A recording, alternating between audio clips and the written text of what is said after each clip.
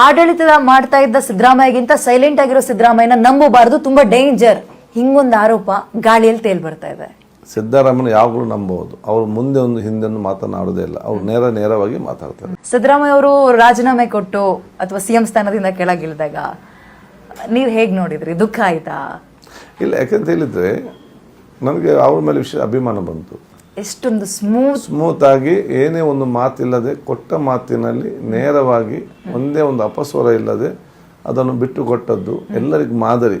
ಎಲ್ಲ ನಮ್ಮ ಪಕ್ಷದ ನಾಯಕರಿಗೂ ಮಾದರಿ, ಬೇರೆ ಪಕ್ಷದವರಿಗೆ ಮಾದರಿ, ಇಡೀ ದೇಶಕ್ಕೆ ಅವರು ಮಾದರಿ ಆಗಿದ್ದಾರೆ. ಯಾವ ರೀತಿ ಒಂದು ಇದ್ದಂತ ಯಾರು ಅಂದ್ಕೊಂಡಿರಲಿಲ್ಲ ಆಗಿದ್ದಾರೆ. ಅದು ಎಲ್ಲರಿಗೂ ಗೌರವ ಇನ್ನೂ ಕೂಡ ಹೆಚ್ಚಿದೆ, ಅವರು ಗೌರವ ಹೆಚ್ಚಿದೆ. ಇನ್ನು 2 ವರ್ಷ ಅಧಿಕಾರದಲ್ಲಿ ಅದೇನೆ ಅಷ್ಟೇ ಎಕ್ಸ್ಟೆಂಡ್ ಪವರ್ ಅಲ್ಲ, ಅವ್ರ ಅಧಿಕಾರ ನೋಡಿದವರು ಇಷ್ಟು ವರ್ಷ ದಾಖಲೆ ಮಾಡಿದವರು. ಇನ್ನು 2 years ಆಗಿದ್ದಿದ್ರೆ ಅದಷ್ಟೇನ, ಅದಕ್ಕಿಂತ ಹೆಚ್ಚಿನ ಶಾಶ್ವತವಾದ ಗೌರವ ಸಿದ್ದರಾಮಯ್ಯ ಬಂದಿದೆ ಅವ್ರಿಗೆ. ಅದೆಲ್ಲರಿಗೊಂದು ಅವರ ಪಾಠ.